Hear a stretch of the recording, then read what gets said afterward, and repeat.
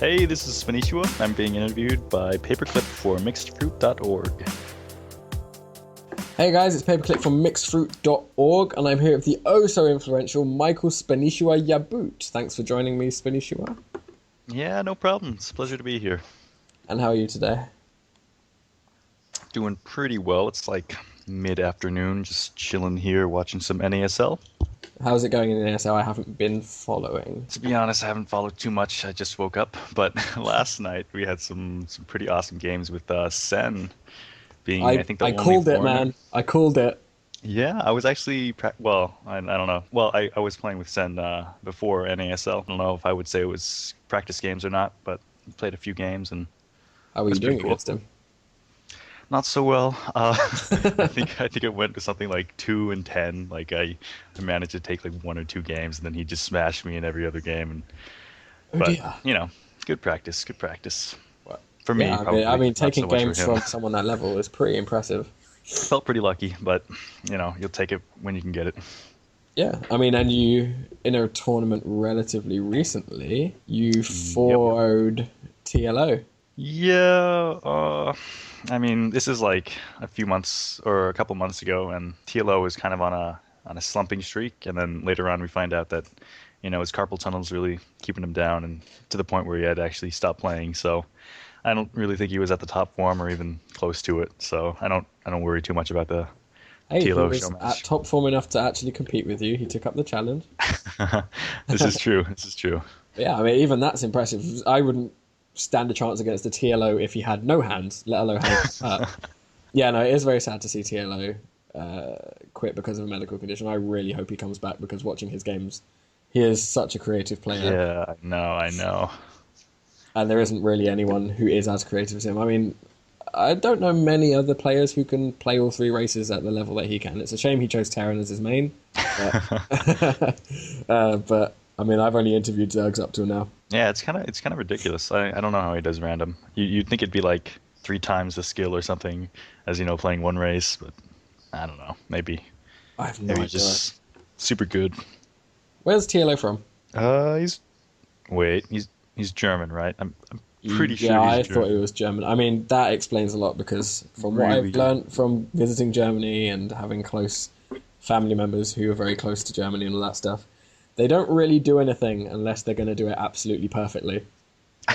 So that explains kind of TLO's mindset in the game. But TLO Oh, well, and you do share the trait of being very, very creative players. he's creative at like a pro level, and I'm just kind of do it like in my little little lower leagues here in North America. So it's not See, I really don't quite think the that's true. same, I, but I think what you've done, the things you have achieved in terms of your Spanishiwa's proxy. Oh shit! Oh wait, no, that's not yours. yeah. Why don't you tell Uh, people about that? yeah, Complexity Cats. He's kind of getting on my case a little bit. That was taking credit for proxy hatcheries and stuff like that. And for the most part, I did get the proxy hatchery idea from his stream and watching his games and seeing how it works out. Especially way back when Steps of War was still in the map pool. I think So you've just made him a very happy man. I'd I love to got to bring him give in here, credit but where he's credit's actually due. not online. Um, Oh, it's too so bad. yeah, so you don't think? I mean, I think your the things you invented, the strategy that you've thought up, which is your no gas fast expand against Yep, everything, against everything. is just such a broad defensive, greedy but defensive build to the I point think it's where the I think it's the opposite actually. I think it's not greedy at all. I think you're getting just the right amount of defense for the amount of drones you're getting. And if anything, it's not greedy enough. So if your opponent was playing greedy, you wouldn't be able to keep up. oh dear, I always saw it as a kind of all you do is make drones and all is well. Well, it's true. All your larvae is going to drones, but since you're making so many queens and spine crawlers, it actually offsets So why don't you the high describe point. your build specifically for anyone who doesn't know what it is? It's basically really heavy. Sorry about that. It's really heavy droning. So you're kind of skipping gas and focusing entirely on mineral income. And then because you're skipping the gas, your mineral income's higher, and because the mineral income's higher, you get more drones, and then more drones, more minerals, and suddenly it's spiraling out of control into this, Yeah, man, not this greedy at all. huge. Well, I mean, you're getting the spine crawlers and the queen, so like, what else could you be getting? You know, like if you look at another like standard Zerg, quote unquote, like opening, Hmm. they're getting like speedlings and queens, and you're just How do you skipping the stop it? speedlings. And how would you stop it? Yeah, how would you stop it? How would Um, you kill your favorite technique, Spenny? How is it stopped? you would use some like really you need like a really hard all in type style like all in economy like you go in like 15 cc or like Nexus first, or if you don't want to do that you do like one gate Nexus and then like one Rex command center and then get like a quick third.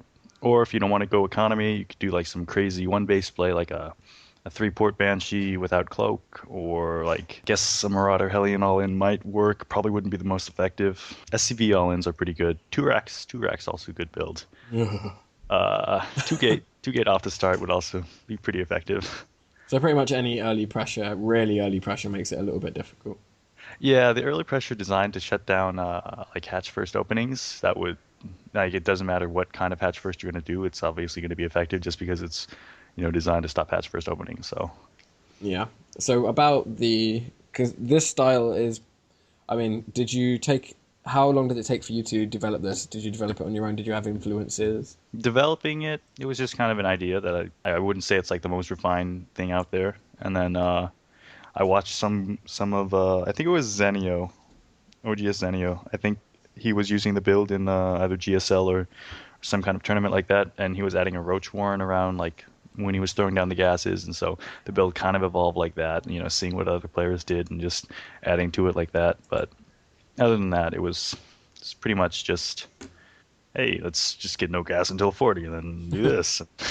How It's long did kind it of how take you that. to get it down to the level that you've got it down now? I don't use it too frequently anymore, maybe in like 15% of my games, but really you only have to practice it a few times, like 5 or 6 times, and then, I mean, like, that's it. You're doing the same thing every game, so it's not like there's any crazy like interpretive kind of thing. Like maybe I that think would it's see. interpretive enough to it sparked the interest of Day 9. It's definitely sparked the interest of the EU server. I mean, it's everywhere as far as I can see. But so do you think? Are you kind of proud of the impact you've had? I mean, did you expect it to have that as big an impact as it has? I did not. I thought it was just kind of a mess around build. I just use it like to kind of say like I don't even need gas to beat this guy. Look, and then it would actually be like That's brilliant. kind of legitimate build. That way, it would look like I'm doing something crazy, but really, economically and it's actually kind of solid. So it would look like I was super amazing when really I was just doing it. It's kind of like a magic trick that looks awesome, but it's once you know like the trick of it, it's like not awesome at all. It's just oh well, that's how he did it, and that's that. And you can do it every game, and it'll be worth.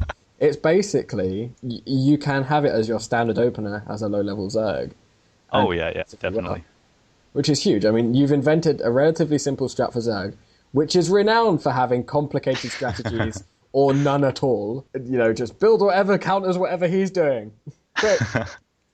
And, you've basically brought popularity to something that's improved early game for pretty much anyone who can read Liquipedia. Yeah, I definitely think for lower level Zergs, this is absolutely huge. It really lets them get to a macro game or a later kind of game where they're not dying, so they can actually practice the mechanics, and that's a big part of playing Zerg, just because there's so much early pressure that you can do that a lot of lower level Zergs until they learn how to stop that early pressure, they just die, and Mhm. because they're just dying, they don't have the mechanics that the other players are getting. And then they switch to Terran and get a 90% win streak. Pretty much, yeah. That's I think that's why a big myth about Zerg players are more skilled than the other players, just because mechanically wise they probably are a lot better than the players at their skill level, but because they're dying to all that cheese, their win rate's getting screwed over, so they're ending up playing players that mechanically wise are not as good as them, but just because the game sense and the not dying to early stuff isn't quite there yet, that it's not really working out for them. What level do you think people really start picking up mechanics properly? I think everybody can work on their mechanics. Like even if you're MC, even if you're at the very top in ST, there's always room for improvement. But I think when you get to high masters, or well, this is another difficult part of it, because I know a lot of grandmasters or even high masters that just kind of got there just by doing one base all-ins, so mechanically wise they're not really the best. So I can't give like a broad general statement, but for the most part, if you're playing correctly, and by correctly I mean you're playing macro games, because like if you're just cheesing on the ladder, like what's the point? Like ladder doesn't really do anything, so like why are you playing for the win? You should be playing to improve. Yeah.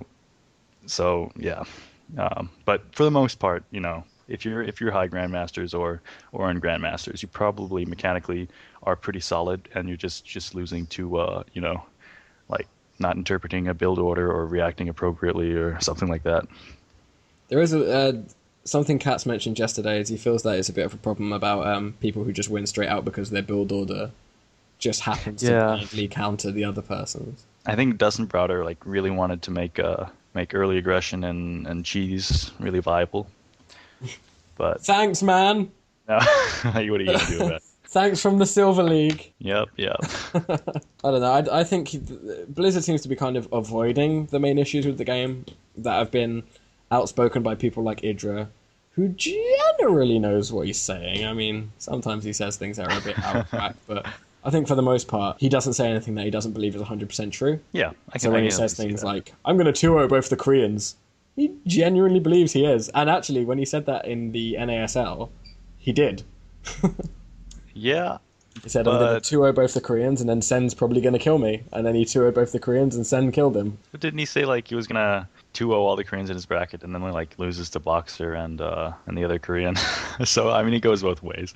I'm sure he believes whatever it is he says, but Self-belief. yeah, you gotta Take you believe. far. So is there, speaking of players like Idra, is there any specific players that you think are doing really well, people you really just would not want to run into in any way? A lot of the Terran players. I'm really struggling with Rex at the moment. There's just so many different variations of it. It's a lot like I see it as like the Terran Forgate, as it were.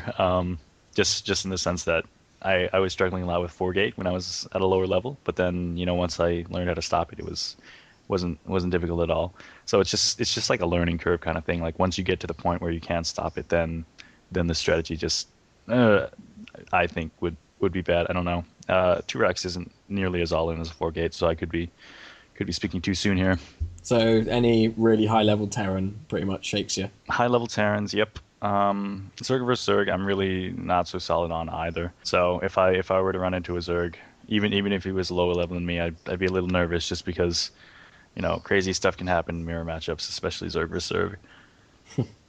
It's interesting Um, that you say that after when I first started playing, which I'll admit I didn't get into it straight away. I didn't play Brood War a whole lot or anything like that. I was a bit too young. But yep. when I first started playing the game, everyone was ranting and raving on the Zerg side about ZVP. Now it's ZVT and ZVZ that people are having problems with. And it's interesting me. I can't really notice the change aside from the infestor change. I do have trouble with ZVP, but not so much as the other matchups. So I guess it kind of just gets overshadowed by the other matchups.